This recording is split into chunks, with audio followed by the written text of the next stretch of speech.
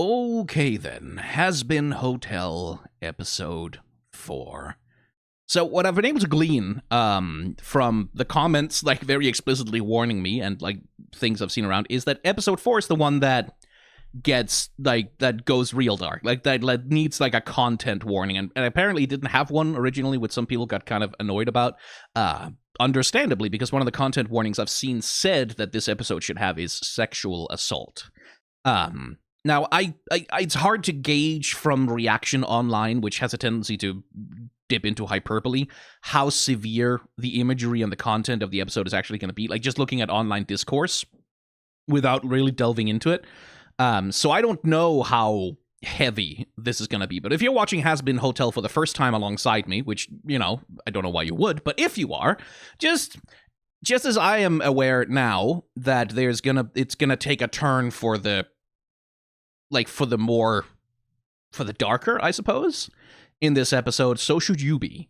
And be ready for that. And also, if there is an explicit sexual assault scene in this episode, I'm going to be discussing it. I don't know how extensively I'm going to be discussing it. I don't know how comfortable I am.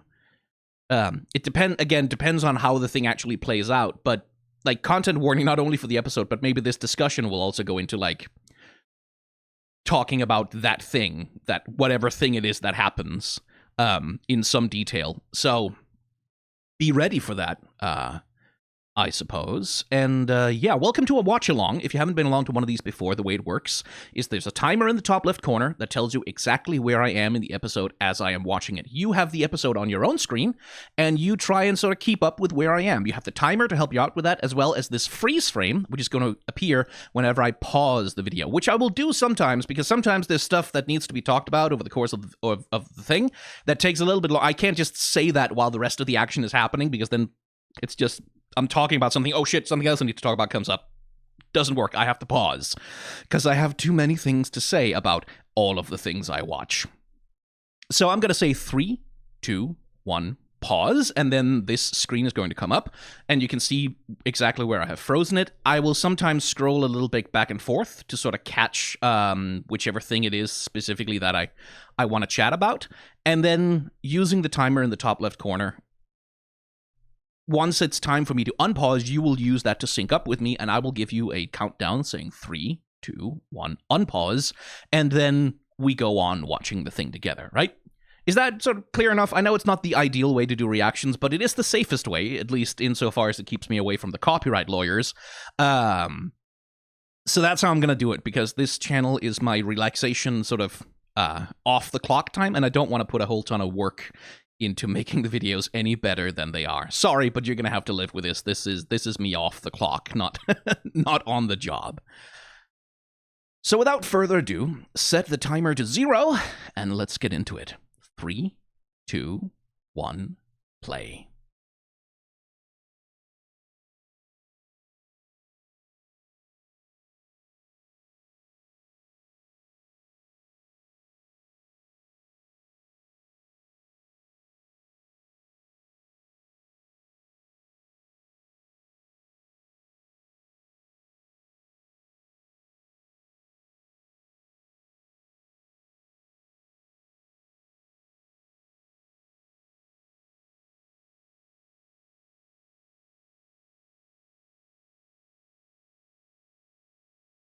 Okay, angel dust captured. It's not going to start quite that dark, is it?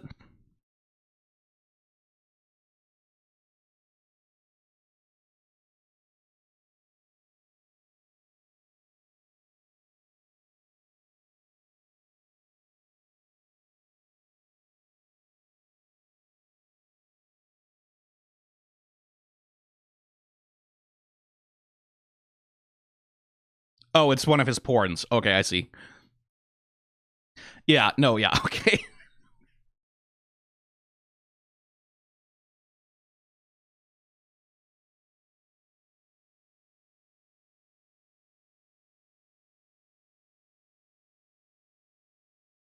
Okay, 3, 2, 1, pause. Again, Charlie, like, it's interesting to the extent to which she's just not of hell at all. right? Like, because we already talked about, like, how Charlie is, like, painfully naive about, like, what sin is. She doesn't know, and neither does anyone else seem to.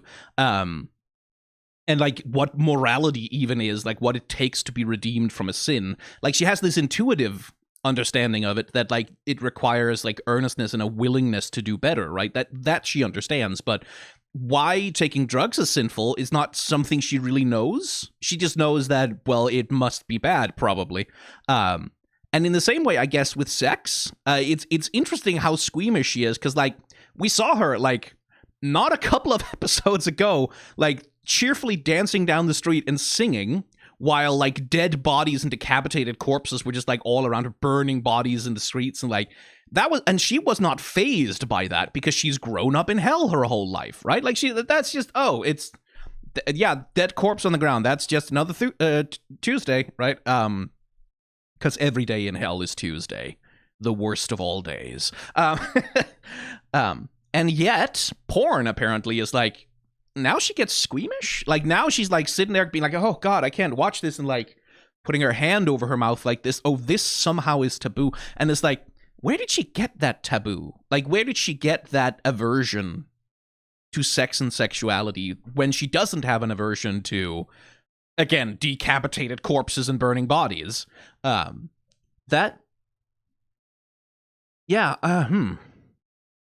mean, maybe the show is going to address that. Maybe it's going to go into, like, why she has a particular hang-up about sex that she doesn't seem to have about ultraviolence in the same way.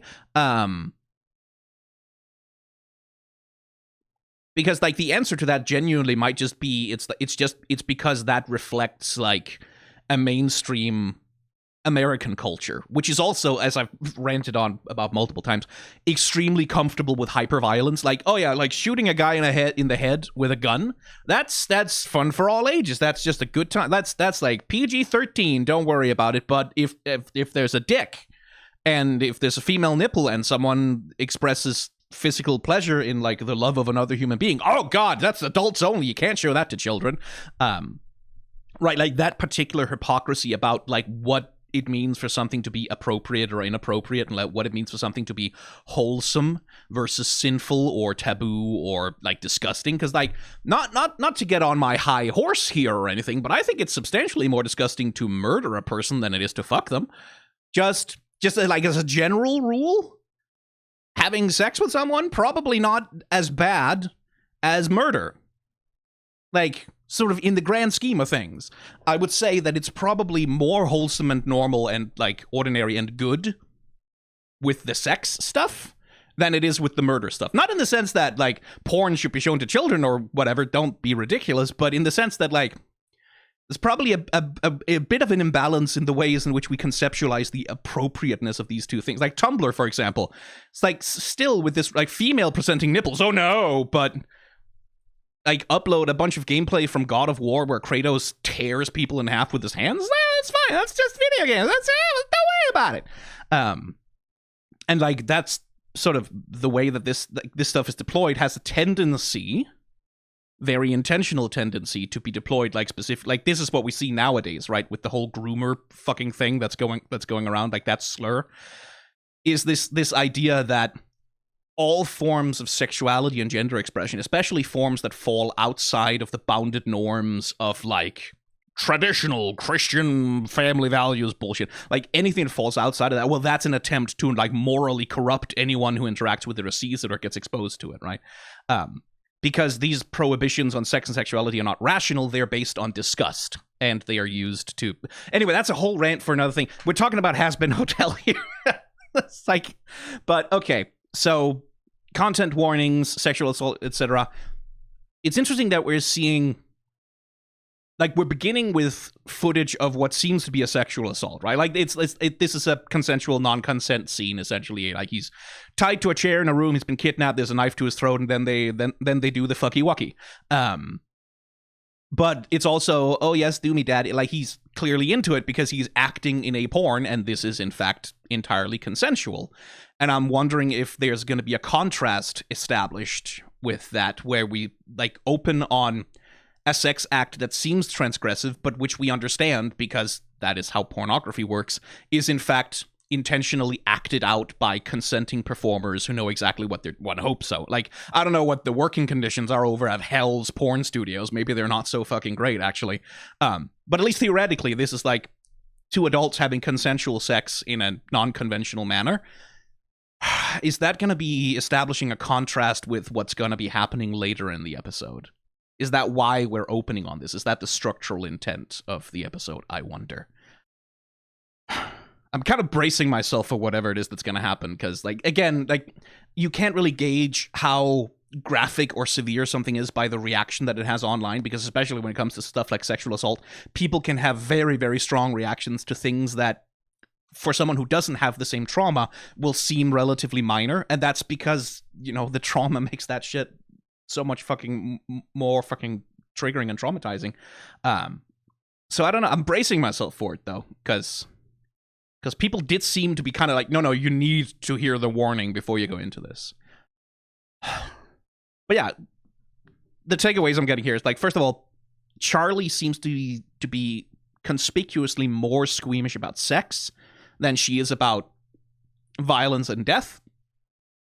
And they're very conspicuously opening on a scene of a fictional, like, acted out scene of consensual non-consent, which, okay, are we establishing a contrast? 3, 2, 1, unpause.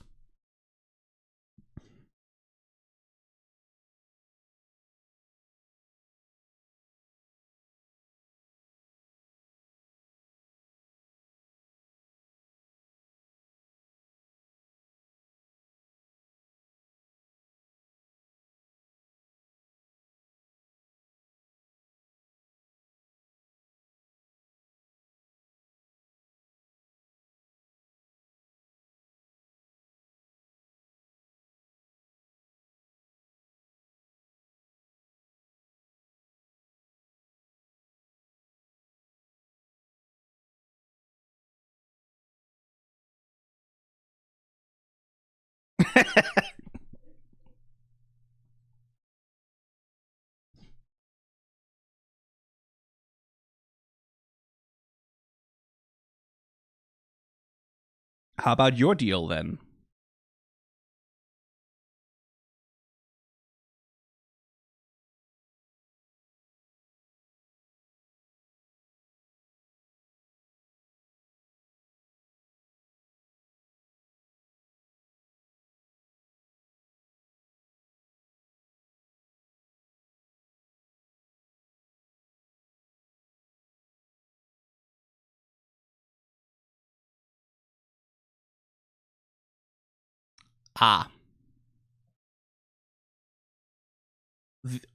Ooh, Angel's animation here is good. And it's Valentina, of course. 3, 2, 1, pause. Sorry, we're pausing early here. I'm gonna go back a little bit. I'm gonna risk playing some of the animation for you. And, like, it's only gonna be a few seconds, so it should be alright, right? But I want to play the bits where phone call, and then, like, just the posture and the motion with which Angel begins to behave the moment it's Valentino, right? Right, like these little motions. He's like looking around, almost like he's like it's this motion of, like, looking for danger, or like, shit, is someone overhearing this, and, like, alertness, right? Like, all of a sudden he's not really focusing on the conversation. He's alert to his environment all of a sudden, as though he's scanning for threats. And then the little, like, the protective, self-soothing gestures, like rubbing his own hands, bringing the arms up in front of the chest, which is a very, like, defensive body movement, right? And the, like, the insecurity, the appeasement that you sort of see, like he's trying to put on a smile. We're trying to appease whatever's on the other side of the thing. Hey, listen, it's like some fun. And then, like, you see he hears something on the other side that's sort of like like get over here now or else, right? Like that seems like a threat or some kind of ultimatum or whatever it is that sort of shakes him. And then like cringling in on himself, shoulders high, head down, like arms in front. It's just, this is good character acting, right? You don't need to hear a word of that conversation. Like you don't need the audio for even 1 second to sort of understand what's going on internally with Angel as he's listening to this phone conversation, right? Not for a second. You don't need a second of actually hearing what's being said. You can see it just in the way that he's acting. And indeed, so can the crew of the Hazbin Hotel. Like, this is like, if you didn't get it before, you see their reactions and you know, okay, something's wrong about this. This is not right. So that's just good character acting. Like whichever animator was handling that one, like great use of having like multiple hands to work with to give him like multiple gestures at the same time. That was just really good character acting. Anyway, we're at 3 minutes and 4 seconds. 3, 2, 1, go.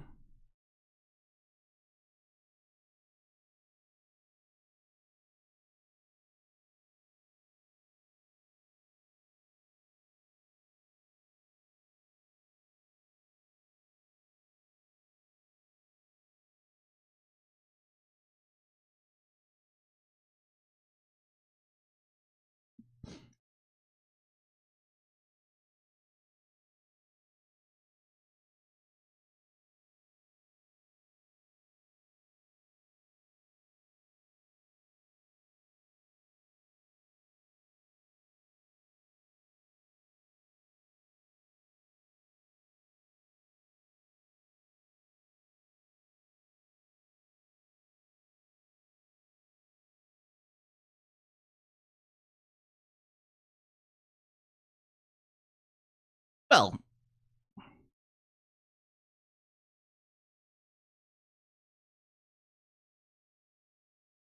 uh-oh.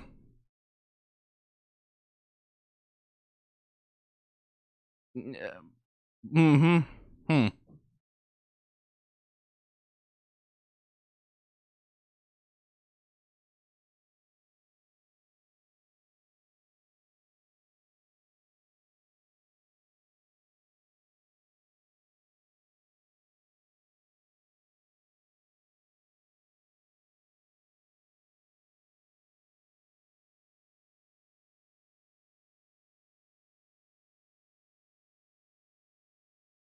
Again with the consensual non-consent theme.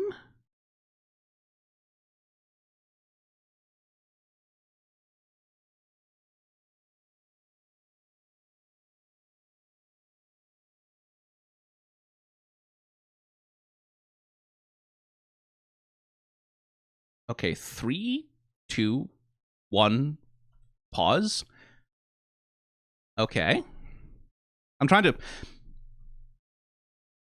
Again, I'm looking at the animation. I'm looking at the behavior. Like, he goes, he takes her hand, he's leaning in over her. He's trying, like, what the fuck are you doing here?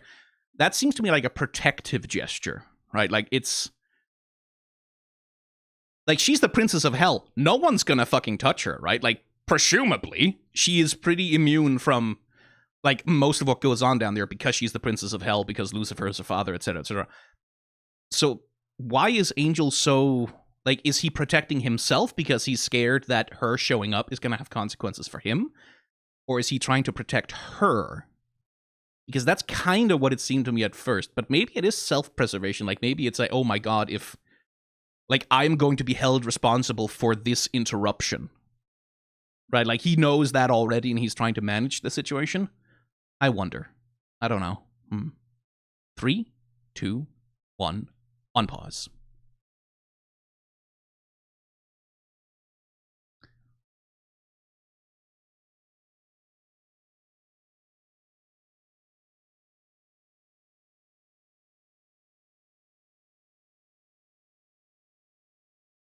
Ah.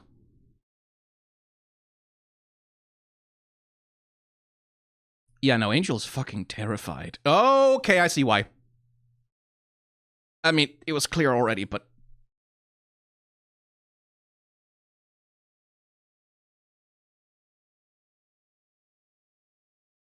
Three, two, one, Pause. Uh, Again, character acting is quite good because, like, she's the prince. I was sitting here saying, like, she's the princess of hell. Presumably nobody touches her. Yeah, no, I was wrong about that. I was wrong about that. But again, like, I'm going to risk playing some animation for you here because character acting. Like, immediately, he doesn't, like, there's not a shred of hesitation, immediately grabs her hand, rolls up her sleeve, like, takes her clothes off, not all of her, but takes her clothes off, and just, like, absolutely no respect whatsoever for her personal autonomy, her boundaries. This is like, so, like, there's a certain type of guy who's not like this is like not necessarily like a rapist or whatever. There's a certain type of guy, and you see these people especially in business, right? Like, and you'll see this kind of thing in, like, sort of, especially like in the fucking 80s. I read a few of them just for like a literature thing I did once. But like business manuals, like self-help books for executives and shit like that, where one of the virtues is like, well, if you're an executive, you should like you should be assertive about like your conversation with other people. Which, like, you see Trump doing this, for example, right? Like, he has this thing of, like, which he has learned from some fucking 80s business manual of, like, when he does a handshake, he'll pull people. Like, he'll give people a firm handshake and then he'll pull people. I don't know if he does it anymore now that he's so fucking old, but he used to do that. With the idea is that you pull someone else off balance immediately, and that's how you assert your authority. Like, that's how you immediately put them on the back foot, and, like, you take charge of the conversation. And there's all kinds of shit like that in this like certain version of, and you see this also with like manosphere people, right? Like manosphere influencers will often have these like tips about negging and social influencing and whatever, a lot of which are like about like immediately demonstrate to other people that you are not willing to respect their boundaries in order to make them afraid of you. Like, that's essentially what they come down to. And it's all a means of control. Right, like especially like for like, it's very appealing to people who are very insecure and who don't know, like, who don't feel safe in themselves, and so like their first instinct is to make everyone else feel afraid of them, right? Like, that puts you in a position of power, and that gives you a sense of security because, like, you've already intimidated everyone, so now no one's gonna fuck with you. There's a lot of that shit, right? Like, and there's a certain kind of man who does. Maybe not quite so like, maybe doesn't lick a person's arm the first time they see them, but like, whose first instinct upon meeting someone will be to test their boundaries, like instantly to test, like to do something that is too far in order to see if the person that they're talking to is like willing to say, hey, fuck off, like is willing to set a hard boundary, right? And they can get away with a lot of shit because people generally are conflict shy, and like people are generally pro-social, right? Like, they're conflict shy, they don't want to start a fight, and especially if they're a woman, right? Like, if any marginalized identity, starting a fight or having a confrontation can be fucking life-threatening, especially if like if like the person they're starting a confrontation with is like a cis white man. So like this thing that the instant Valentino meets Charlie, like the first thing he does, roll up her sleeve, lick her arm, right? No hesitation, no, like, because the tactful form of like, kissing a lady's hand is like, enchanté, put out your hand, she puts her hand in yours, you kneel, you do the kiss. Like, that's a respectful social interaction because, like, you offer a hand, you give her the opportunity to accept the gesture. That's why that's charming. It's because it's a thing of like, my lady, may I? And she goes, yes, you may. And then you demonstrate like that you're a gentleman. You demonstrate that you respect like her boundaries. That's the theory, anyway. So, like, good character acting, this, like, storytelling through character acting, that he immediately spots that she is, like, maybe a little insecure or maybe a little bit too polite for her own good, and he immediately takes advantage of it, like, which also goes some way, I suppose, to explaining why Angel is so fucking afraid of him. Can't blame him, because guys like this are fucking scary. Don't want to run into one of those if you can help it. 3, 2, 1, on pause.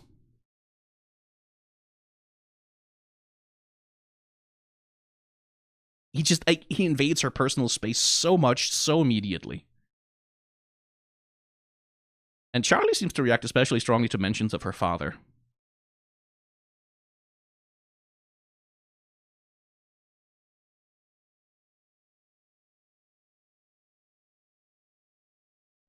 Right, so he is putting on a nice face for the person with authority and immediately giving Angel a death stare. Cool.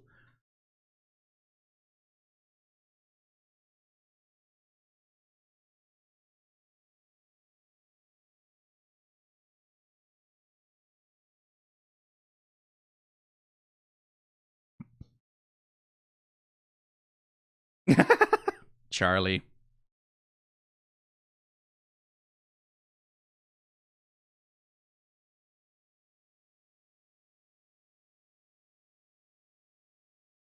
Again, he's annoyed by Charlie. He turns it on Angel instantly.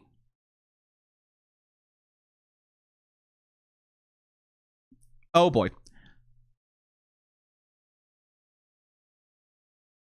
3, 2, 1. Pause. Oh. Okay, so Angel maybe also has some trauma around fire, does he? At least going by his acting there. It goes by, again, I'm talking very much about the character acting, like they're doing a really good job with the thing of like the moment something bothers Valentino. Doesn't matter if it's Angel.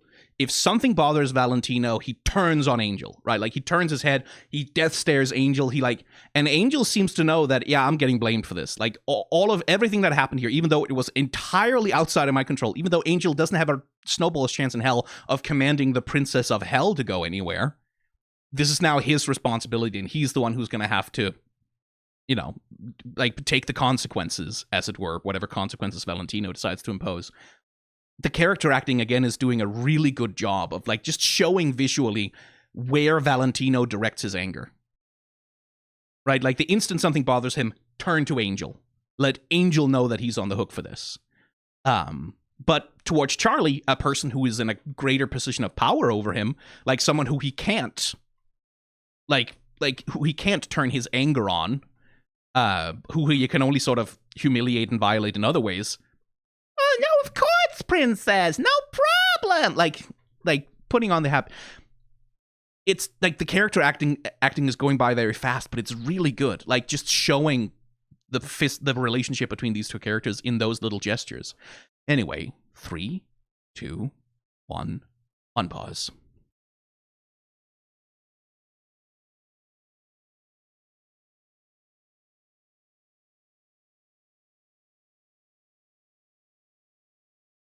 The studio's on fire. He's staring at Angel again.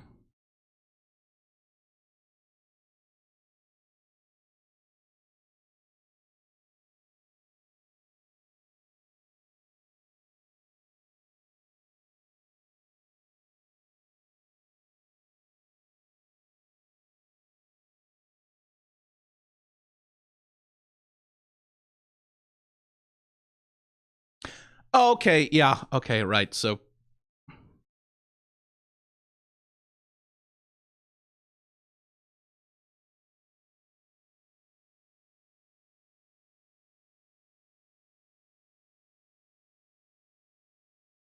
oh. Oh, Jesus. Okay, yeah, okay, I see what this is.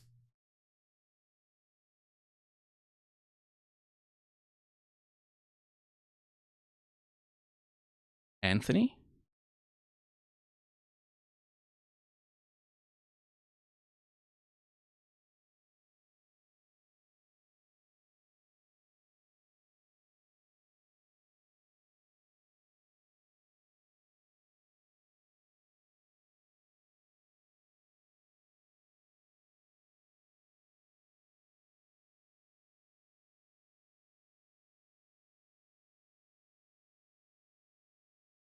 Okay, he was protecting Charlie.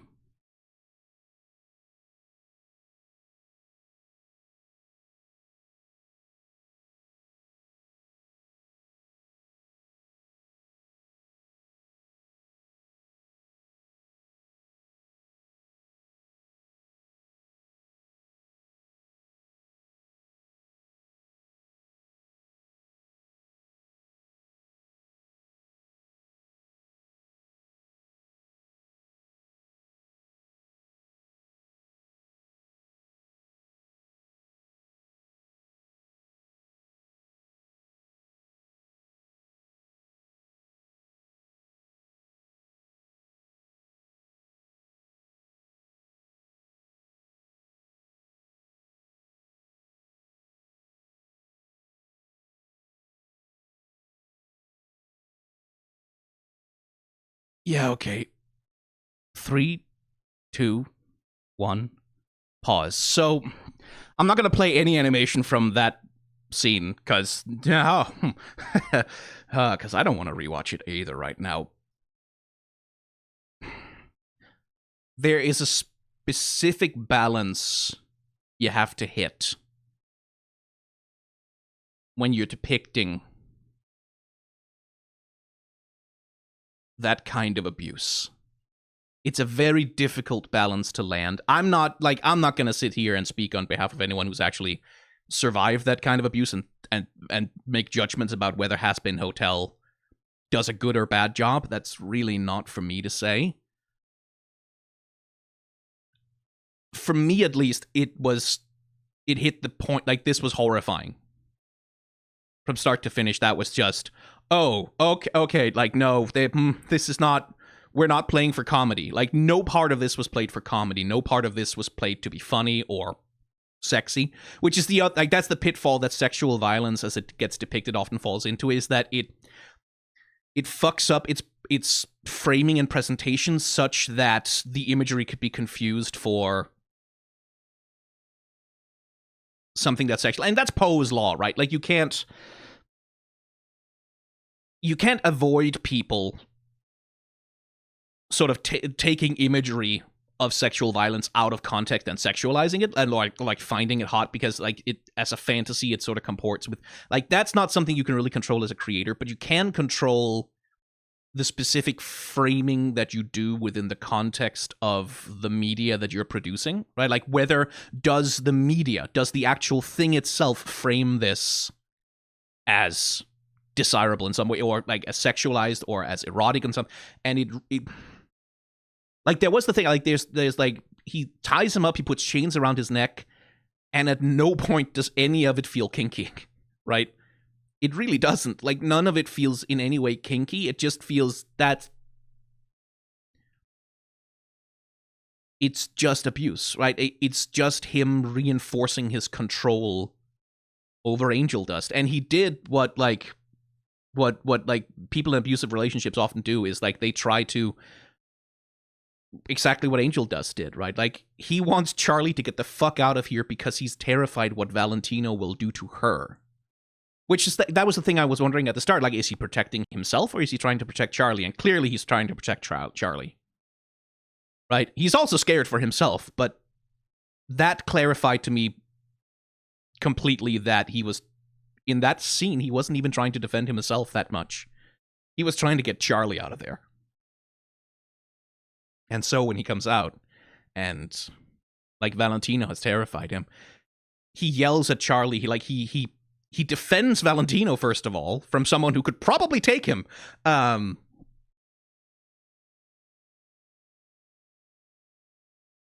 He defends his own abuser because he doesn't feel like he has any other choice. And maybe he doesn't, like, in the situation that he's in. And then he, like, yells at Charlie and, like, alienates her and pushes her away and rejects her compassion and her attempts to help him. And Valentino in the background there smiling because he knows exactly what he's done. He has, like, because what he's doing is he's trying to alienate Angel Dust from any support network that could challenge his control over him. Which is, again, it's a common thing in abusive dynamics, is that the abuser, and, like, who's not always a cartoon monster like Valentino is, that's one thing about, like, depictions of abuse in fiction, is that they have a tendency to go a little bit, by necessity, they have to take a side, and they have to take the side of the abuse victim, right? Of course they do. What I worry about sometimes is that when abusers are depicted quite so cartoonishly, and not even cartoon, like, that's the thing, like, the horrifying thing is that what Valentino just did to Angel Dust isn't even that cartoony. Like, that's shit that people do to other people in real life, like, fairly frequently. Like, it's not even that out of the fucking... It's not even that outside of the fucking ordinary, but the depictions of abuse we have tend to lean on visceral depictions of what this kind of abuse looks like. And, like, that same kind of abuse, like that same kind of attempt to isolate someone from support network, from friends, from family, from loved ones, from anyone who can challenge the control of the abuser, that's not always with like chains around the neck and physical assault. That can happen with much softer tools that are nonetheless every bit as damaging and harmful. Like, it doesn't have to involve a physical assault. That thing that Valentino just did to Angel Dust, that can be done in ways that seem much gentler but aren't. And that's a tangent. That has nothing to do with Has-Been Hotel. That's like a broader tangent of there are forms of abuse that I have seen. I've had friends who survived abuse, right? And there are forms of that that are so quiet and insidious, and they can be so hard to see for anyone, even including the person who's being abused, that are like, there are forms of that kind of abuse that can be almost indistinguishable from loving kindness. Like, if you don't know what you're looking for. And so sometimes I think, like, shit, I wish shows would sometimes, like, examine those forms of abuse more than... But that has nothing to do with Has-Been Hotel. Like, that's not on Has-Been Hotel. That's just me musing about the state of media in general. And to be fair, it's not like I seek out media that depicts emotional abuse. Because, you know...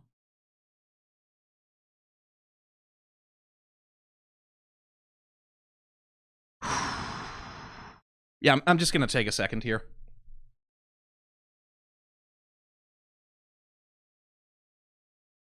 Get my head in order. Because clearly that just kicked up... That kicked up a hornet's nest inside. And I'm not sure all of my thoughts and feelings right now are something I need to share.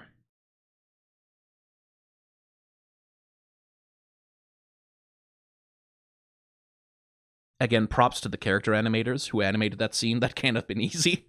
The way that Angel Dust was, like, cowering behind the chair got to me a little bit, because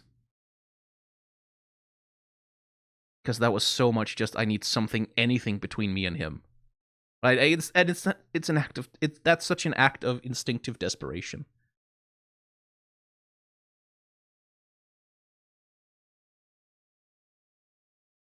Like, that... I think that got to me a little bit, because, like, everyone's been a kid, right? Who's like, gotten in a fight with someone or been afraid of something and, like, has run behind a thing in order to hide and protect themselves. That's a normal experience. It's not something like...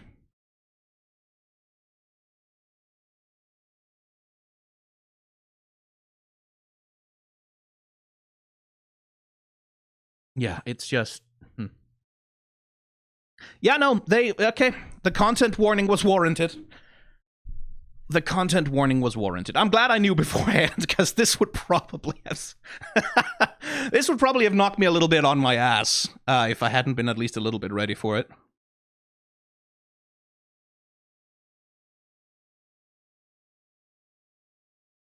It still knocked me a little bit on my ass, clearly. Okay, let's keep going. 3, 2, 1. Unpause.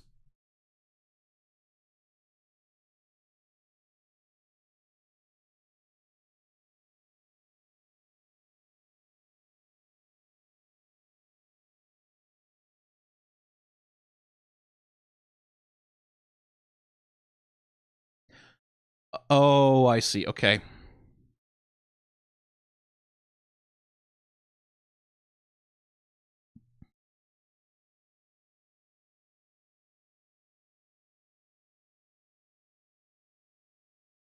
I can only blame myself. No, Angel, you can really... Right.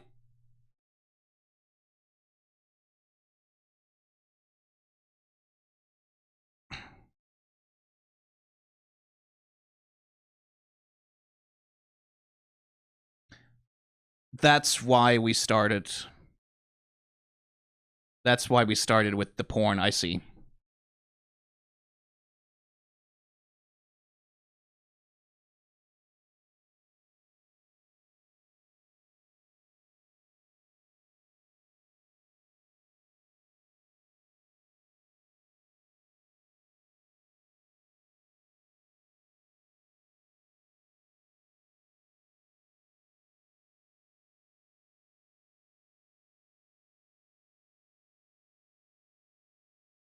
Okay. Yeah.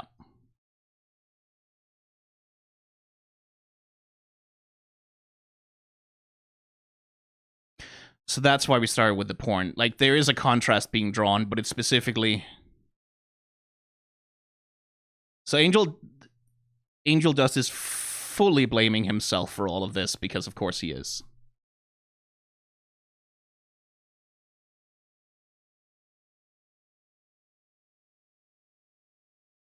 Right. Okay. 3, 2, 1, pause. Right, okay, yeah. Okay. So that was why, okay.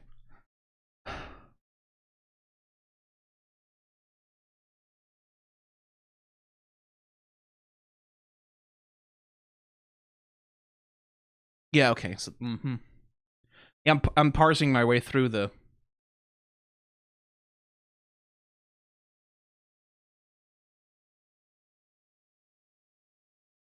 Because, like, one immediate reaction, and an immediate reaction isn't necessarily a reasoned one. An immediate reaction I had is that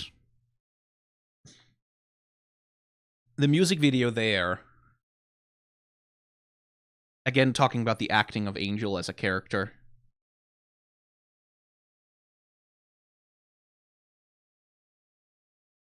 he acts with, like, you see his fear reaction to Valentino, and then he slips on the mask, right? Like, he slips into the porn star persona because that protects him. Like, this defends him from what's happening to him, is that, like, okay, I can't get out of this, but if I play along, right, then at least I can, maybe I can extract some pleasure from this. And the music video sort of seems to go through the stages of that. Like, when he's talking about, like poison, I'm addicted to your poison, I made my choice, where Angel is sort of playing up, trying to flirt with Valentino, like sort of playing it up, like, yeah, I mean, yeah, sure, it's bad, but I also, like, I get money and I get drugs and I get to fuck a lot, so I'm getting something out of it. I made my choice. This is a like recent behavior that I engaged with out of my own volition, because then at least there's some control, right? And then the ways that control keeps shattering and falling apart from him and being taken away from him, more specifically, because, like, no one to blame but yourself. No, Angel, you have someone to blame very much. Like, you, like, the motherfucker who, like, owns you like a slave, you could blame him. You absolutely could, but I understand emotionally why he can't, right? Like, it's that thing of, like, when you're in a situation like that, it's like, you just do whatever the fuck it takes to survive another day, right? Like, you do what it takes to protect yourself. And I'm not about to judge anyone, right? Like, because some people do terrible things to protect themselves from this kind of abuse, like things that are not okay, right? Like, some people pass that abuse on in various ways, and it's like, it's that very fucking difficult thing of, like, yeah, it's not okay to do that. Like, it's not, like, doing harm because you've been harmed doesn't make it more all right. Like, that doesn't make it justified. But I'm also, like, I don't have it in me to condemn someone who's just trying to survive something like that. I really don't. Yeah, so I should say, clearly I have a bunch of my own feelings here, right? And when you're in the throes of a bunch of your feelings, sometimes you say things that are emotional, impulsive, that are, like, not very well reasoned. If I say anything stupid over the course of this episode, because this is fucking charged, sorry. Like, I'm not trying to hurt anyone. I don't want to perpetuate any harmful attitudes if I can at all avoid it.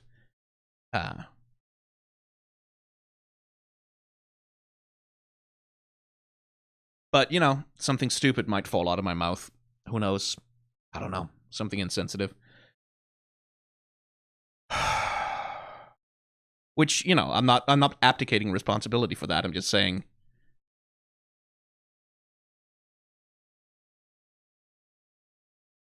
sometimes when you're in your feelings. Okay, I just had to take a minute there. Just because I felt like maybe I shouldn't keep talking right at that moment. But okay, now we know what Angel... Like, I saw this coming to an extent, right? Like, the moment I saw the way that Valentino was texting and, like, the way that he was behaving with the V... It's like, okay, yeah, classic that kind of abuser archetype, right? And for me, the question going into this was, okay, so how far are we going to go in showing the shape of how dark that shit is? Like, of how brutal and cruel it is. And the answer is quite far indeed, right? And not in a way that's like... Not in a way that's like... Again, I'm not here... Again, I don't want to tell anyone who's actually been through this how to feel about this depiction. My feeling is this is straddling a very careful line between, like, this is obviously a cartoon show with silly cartoon characters and hyper stylized environments and lots of silly haha fun jokes. It's straddled a very careful line between showing the visceral brutality and desperation of it without sort of tipping into dark and gritty. Yeah, like the tone of the show didn't all of a sudden like grab a lever and like crank into a completely different gear that felt divorced from everything else that's happening, because now this is too serious and now we're somber and now we're dark and like no, this is still... It's still very well within the sort of Broadway camp, right? And I say that like very much as someone who adores the concept of camp, like very much within the bright, colorful Broadway camp, like the Poison music video, right? Taking this thing that's really severely dark and then turning it into this sort of pop banger sort of style thing. That's a fucking tough tightrope to walk. I don't know that I'd have the balls to do that, like, to try something like that. I think the show is carrying it off. But I would not blame anyone for whom this episode was like the moment they go, nope. Like, I wouldn't blame anyone for whom this episode is the moment they nope out and say, nope, I cannot, there's... Seeing that depicted this way is like, that's a bridge too far. I cannot stomach that. I wouldn't blame anyone for that, because like the tolerances that we all have for these things are different and the ways that we respond to them are different. But okay, yeah, let's see where we go with the morning after. 3, 2, 1, unpause.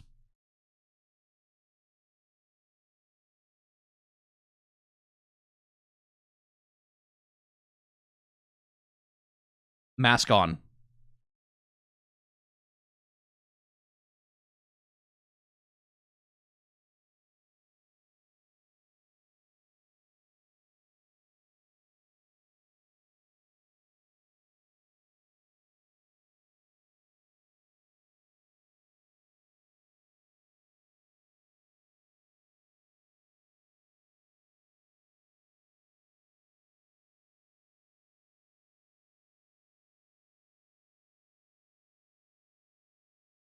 Mask on, right?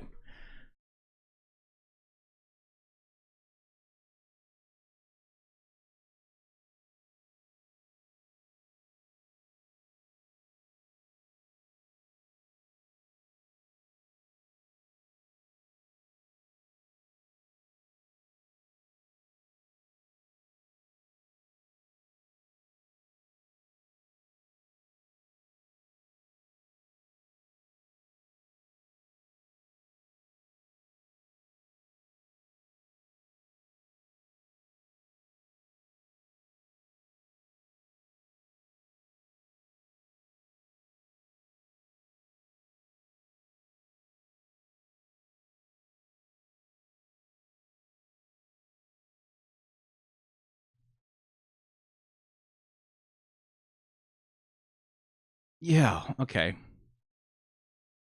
No, Husk, you're not quite as insightful as you think there.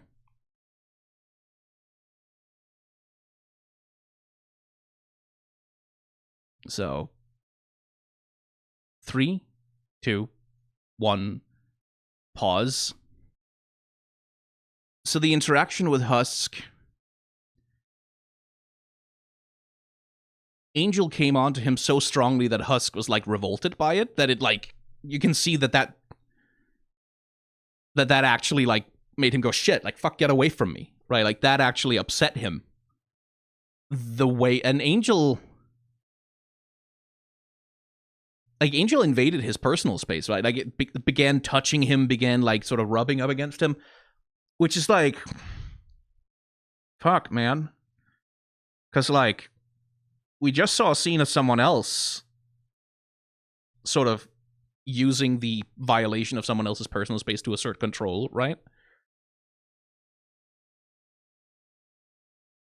The difference being is that, like, it's like, so like Angel is passing on his trauma, essentially, right? Like he's acting it out as a means to try and like, because Husk sees right the fuck through him, right? Like Angel puts on the mask, the act, like the thing that's supposed to give him some sense of control and some sense of defense and power over his situation. Is like, well, you know, he's regressing to the identity that he's sort of been assigned by Valentino, which is Angel just the porn star, the fuck toy, right? Like the you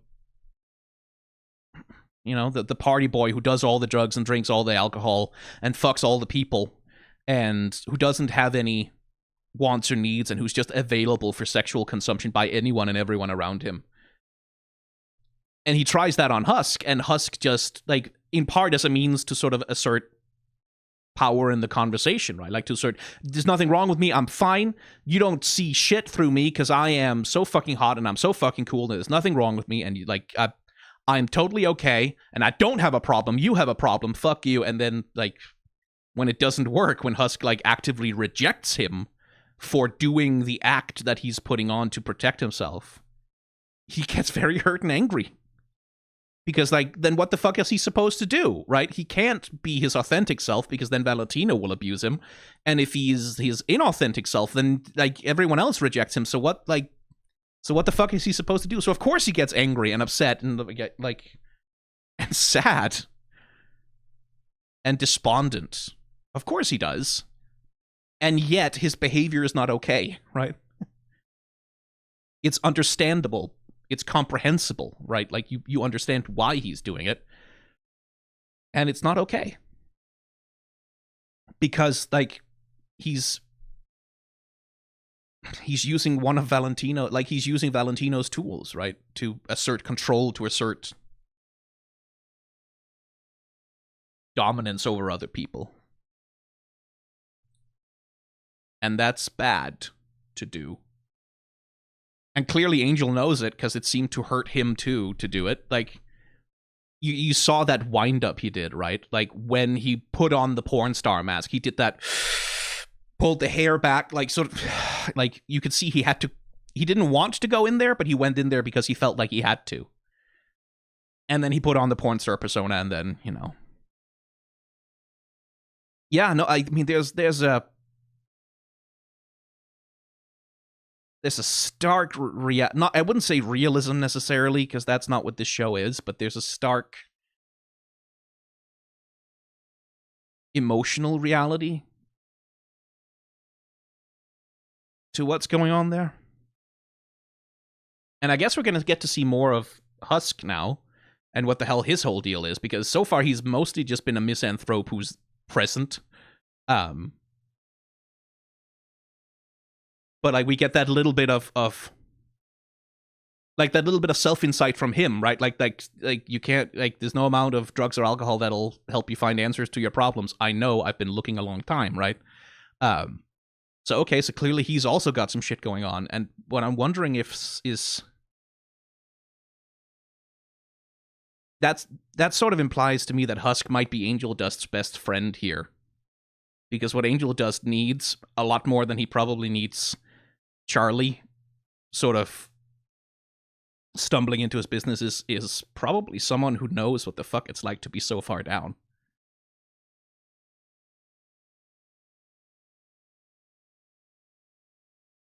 Okay, 3, 2, 1, on pause.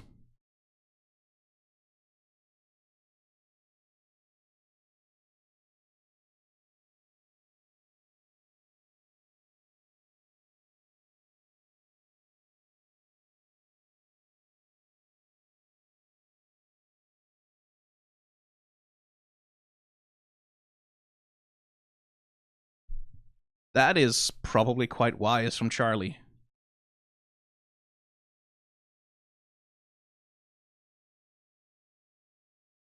Aha! Relevant lesson, I'd say.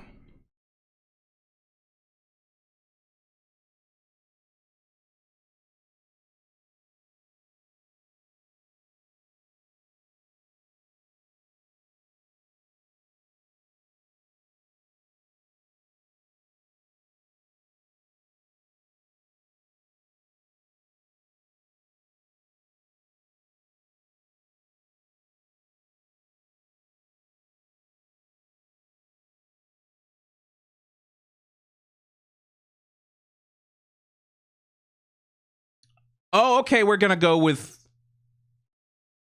Oh, fuck me. Roofy, huh?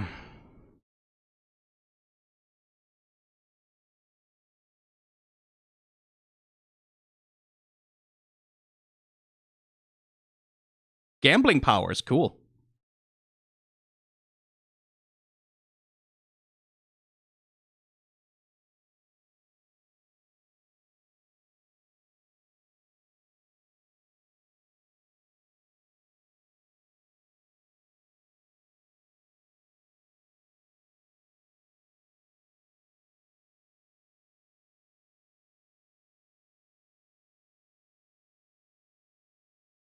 No, you can't, Angel.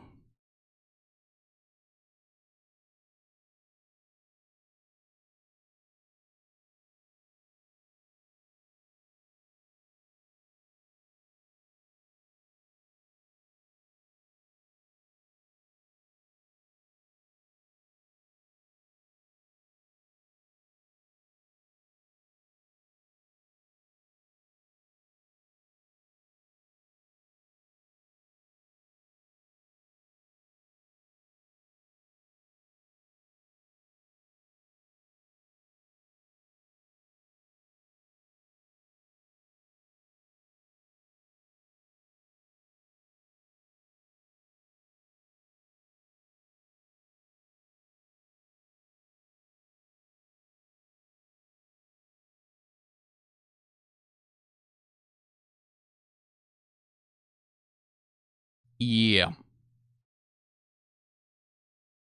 Control. He's trying so fucking hard to find some way to control his circumstances.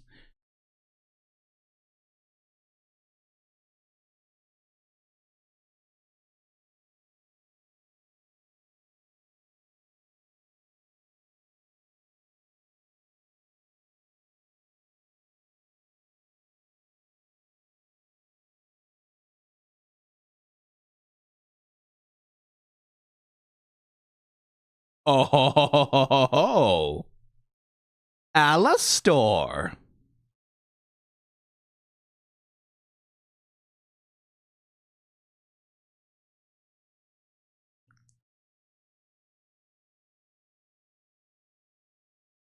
Keith David putting on a hell of a voice performance there, too.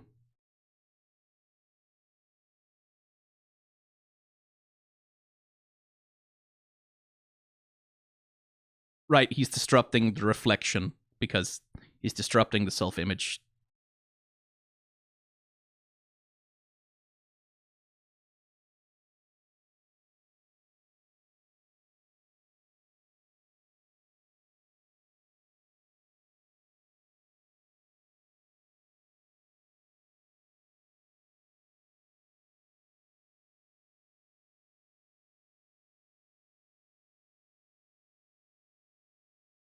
So that's where this song is from. It's all the fuck over TikTok.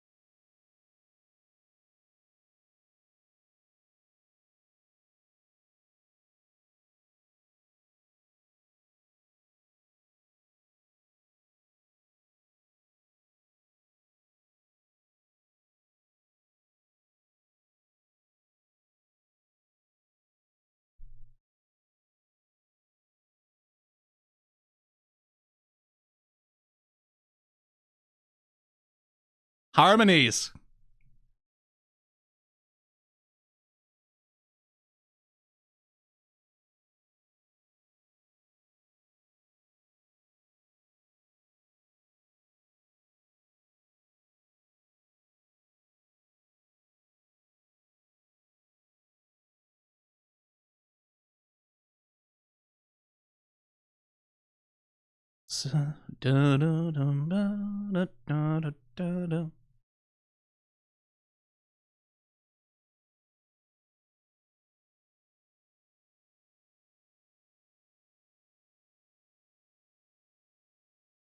Fuck, that's a banger.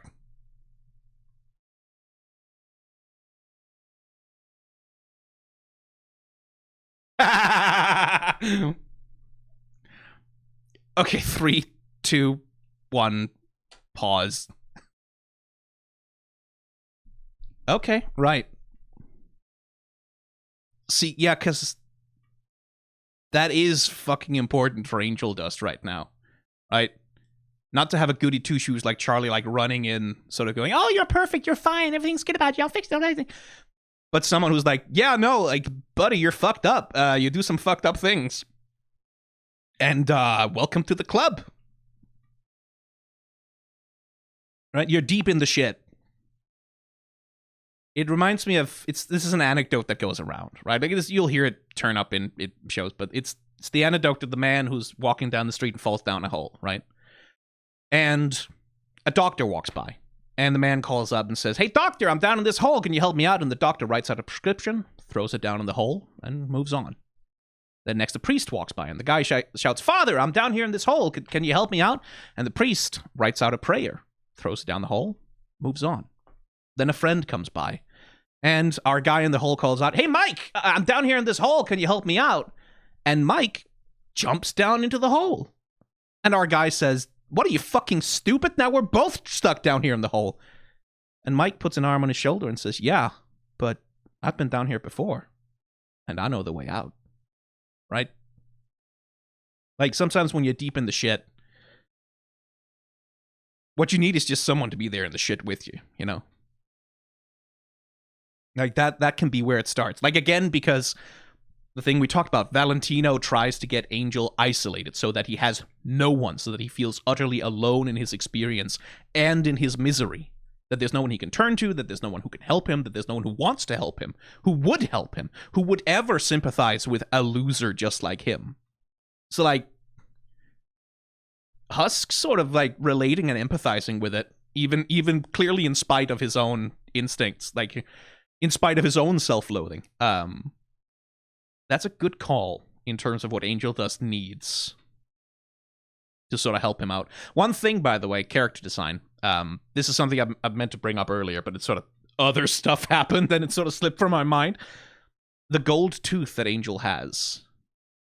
Valentino has that one gold tooth as well, and I am wondering, is that just an incidental character design thing to sort of denote the connection between them? Or is that like a magical talisman that holds the contract or something like that? Is it just a character design overlap that's incidental just to show the connection between them, or does the gold tooth actually mean something more specific? I'm gonna have to re-listen to that fucking song though. Keith David has such a fucking voice, man. Like, motherfucker can sing. Like, capital S, sing. And what a good choice to give, like, that style of song to him. That's, like the Hazbin Hotel, like, moves through a lot of song genres. And, like, sort of this, like this sort of swinging show tune thing for Keith David's voice is, like, that's a good choice, and like pairs up nicely with like Angel Dust's voice actor going going up in the real high notes, sort of taking a like what you'd call the feminine voice next to Keith David's like fucking that baritone he has. Just musically, that's really solid, and like again, props to Angel Dust's voice actor. Like the first verse that he sings, like the first bits that he sings, it's like so shaky and uncertain, and then once he sort of leans into it, like once he starts leaning into the song, like, that's when he lets the pipes rip rather than singing perfectly from the get-go. That's again, good choice. Like, just to play the uncertainty of the character. Yeah, I think that's well judged. Like, from a narrative standpoint, what does Angel Dust need right now? Well, this, right? Like, he needs someone else to be like, yeah, no, you are fucked up. Things are fucked up. Your life is fucked up. You're fucked up.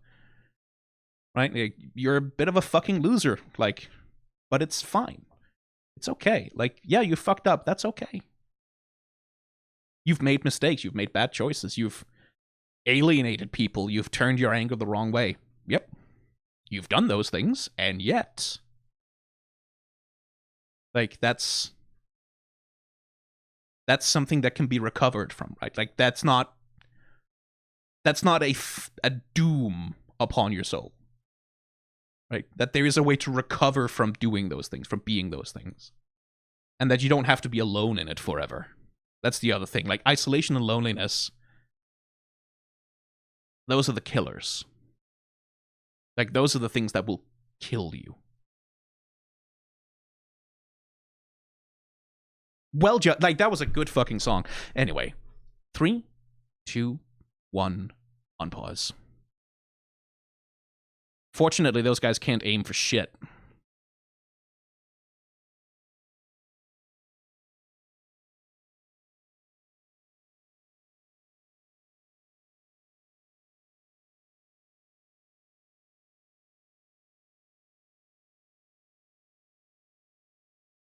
Oh, shit.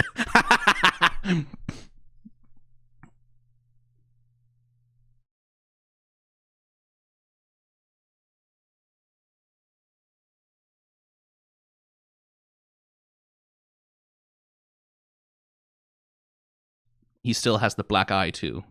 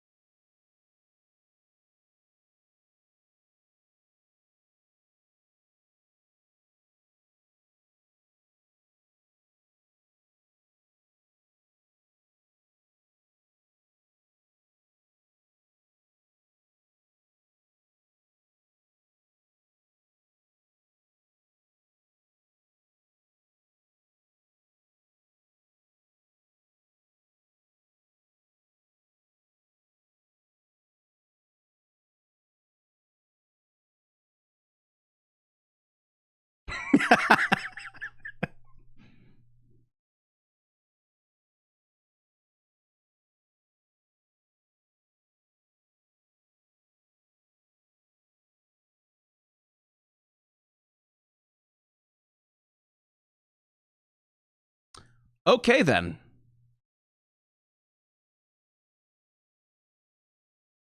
Yeah, all right. Okay, I'm supposed to sum up my thoughts now, I guess. Yeah,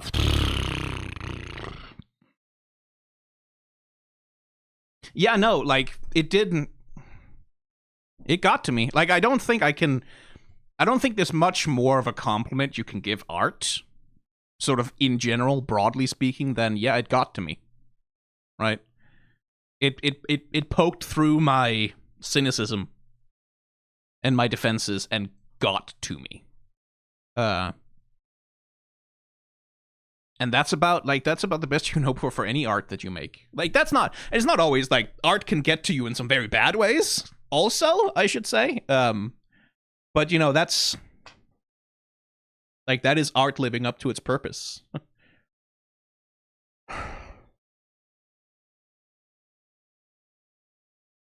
Yeah. I mean, I don't want to say or do anything that harms or, like, upsets or belittles someone who's been through this kind of thing, right? I really don't, because it's some of the hardest shit a person can go through. So,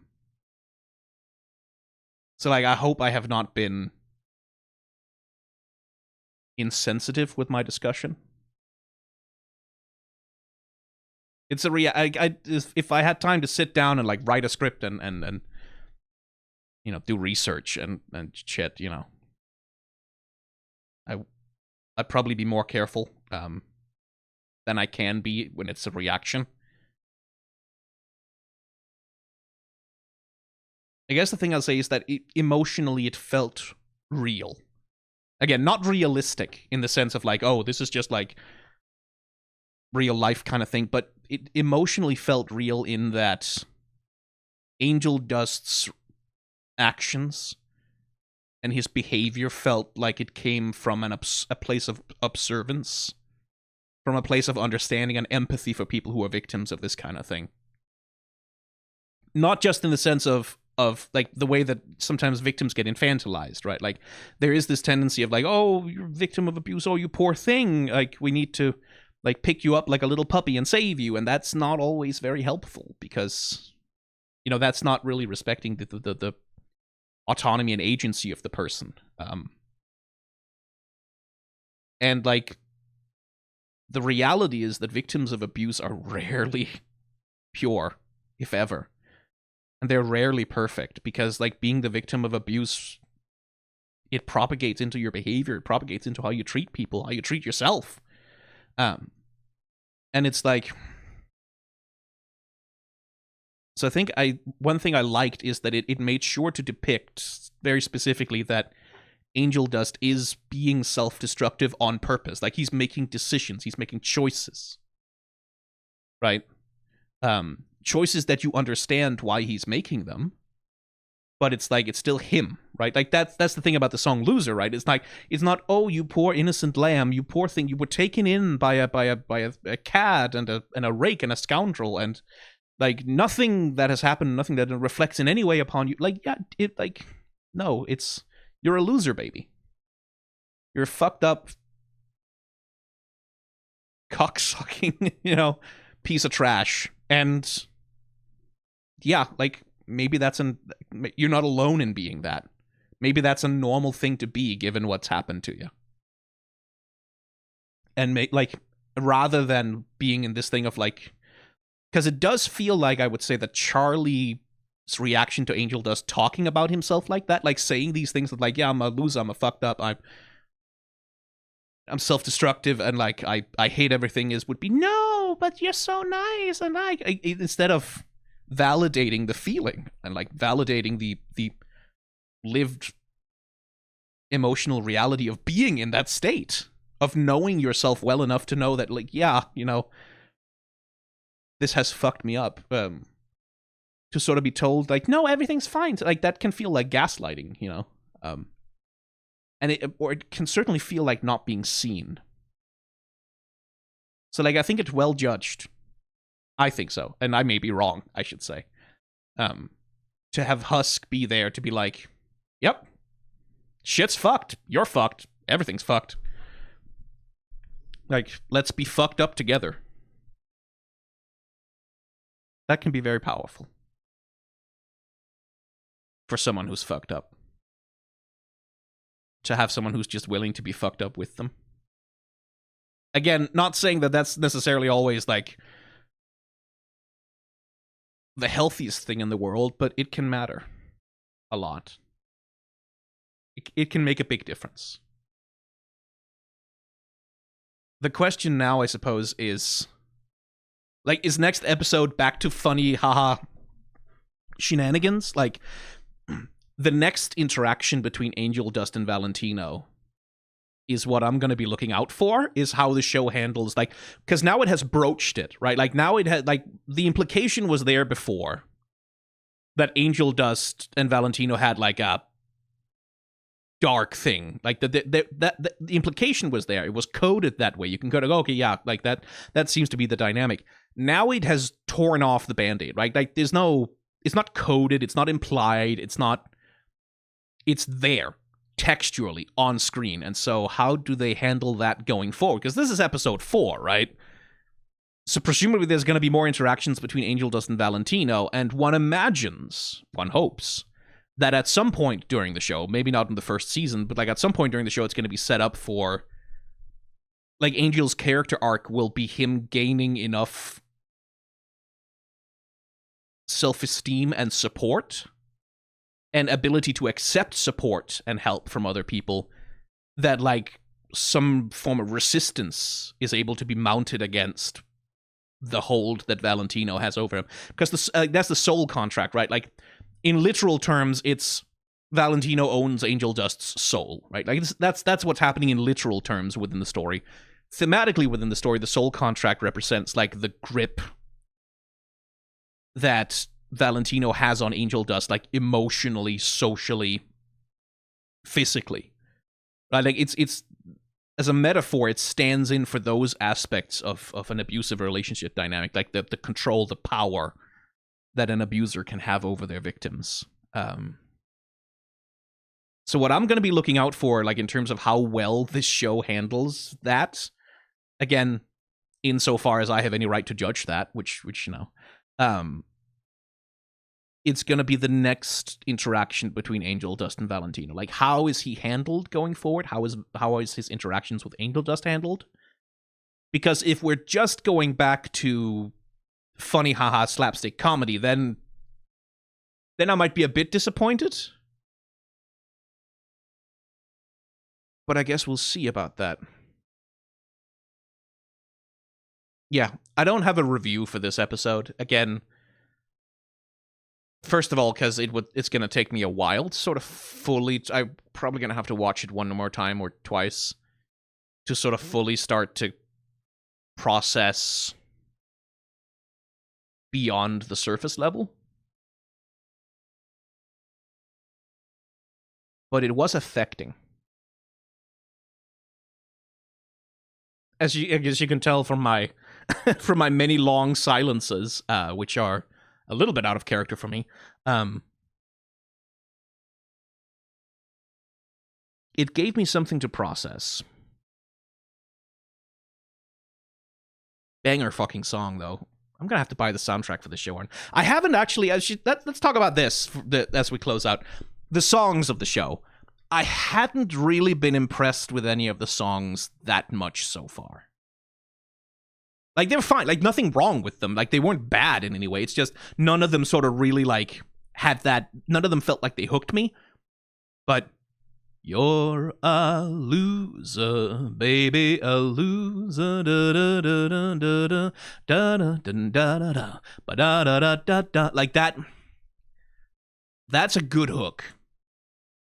Because, like I said, it's all over TikTok. I've heard the riff, right? That also helps, like, in terms of, like, making a song stick in your head. If you hear it, like, if you hear the first 3 seconds of it 6,000 times on TikTok, that does help. that does push it into your consciousness a little bit. So, like, that probably helped the song. If I had heard all the other songs, like, 6,000 times, the first 3 seconds of them, maybe they'd stick in my memory more as well. Let's acknowledge that. But, like... That's just a really fucking strong hook. And also it doesn't hurt to have fucking Keith David singing it. Like, God, that man has a voice for days. Like, yeah, people say, oh, Morgan Freeman this and phone book that. Like, Keith David. Keith David should be up there in those conversations. It's like, Morgan Freeman, oh yeah, like, voice like molasses. Excellent, but yeah, cool memes and all. But, like, Keith David, though, right? Also Keith David, right? Because, like, have you heard the man? Right? I was curious about that with Husk, like, because they have Keith David playing him, and I'm like, okay, so then why isn't he fucking present in any of the episodes? Like, why isn't he doing anything? Why isn't he? Because it's Keith David. Like, you can't have Keith David play a character and have him not like do shit. But then no, yeah, like he gets his moment. He gets his moment in the sun, and he's in a soul contract with Alastor. I mean, I guess we knew that, like, Alastor can summon and dismiss him at will. But okay, that's again, well, that sort of raises the... I guess that raises the next question of, okay, so, like, this episode is all about Husk, like, engaging in solidarity with Angel Dust because they're both fucking rock bottom, right? They're both fucked up. They're both, like, they both have substance abuse problems. They both have severe issues, and they bond over their shared misery. But, like, so the show draws a direct parallel comparison between the relationship that Angel Dust has to Valentino and the relationship that Husk has to Alastor. And so I guess the next question is, okay, so how dark is the relationship between Husk and Alastor going to get? Like, how dark is Alastor's domination over Husk going to get? Like, how much of an abusive dynamic is that gonna be? Because if you're drawing the direct comparison, that sort of makes, okay, so like, are we good? Because that's the other thing about Alastor, right? Like, Alastor, I've said it a million times, he's the Tumblr sexy man, right? Like, he's the affable, sort of like, charming, friendly-faced, old-timey radio demon. Oh, yes, like old-timey radio demon. He is on the radio. He is very charming and dresses finely, and he is helping our protagonist, right? And, like, is there at some point going to come a turn where Alastor is sort of revealed for being every bit as monstrous, right? For being every bit as dangerous and dark and harmful to the people around him? Is what I wonder. Is that what the relationship between Husk and Alastor is setting up? A moment where Alastor has that turn, and we kind of have to go, right, yeah, no, still a devil then. Just a devil in nicer clothes, but because he certainly has charmed me. Like, I when Adam showed up, I was sort of perfectly happy to say, yeah, like Alastor is evil, but at least he's not Adam, right? And am I gonna, like, is it gonna turn out that I was taken in by the charming suit Tumblr sexy man as well? Like, is it gonna turn out that like his characters and his affable demeanor sort of pulled the wool over my eyes as well? Curious. Again, no spoilers in the comments, please. But those are the questions that linger in my mind as we move on from this. Oh boy. Because the content warnings were warranted. Definitely warranted. Anyway, bye.